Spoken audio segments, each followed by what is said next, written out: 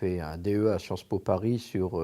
les relations entre la Troisième République et l'influence ou non de la franc-maçonnerie. Et à partir de ce travail d'archives que j'ai effectué, en allant consulter les documents qu'on pense souvent inaccessibles, que sont les archives de la franc-maçonnerie, ça m'a permis de reconstituer en fait la place de la franc-maçonnerie dans la société française, à partir du moment où elle s'implante, donc dans les années 1720-1740, et de voir l'évolution que cette institution philanthropique, philosophique et humaniste va prendre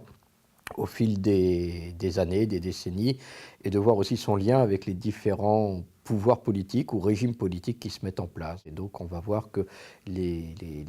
membres de ces loges maçonniques, qui s'appellent entre eux les frères ou des sœurs si ce sont des femmes, qui vont pouvoir jouer ainsi un rôle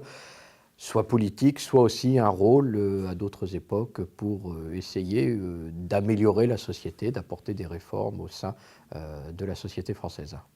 On peut prendre, pour des exemples plus parlants, plus contemporains,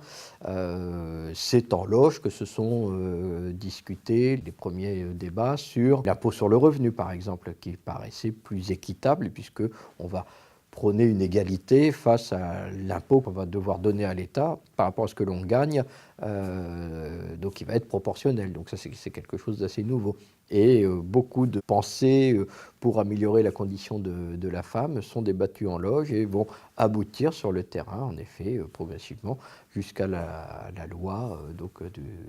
pour le droit à l'avortement, à la contraception, l'instauration des plannings familiales. Et on voit bien à différentes époques le rôle concret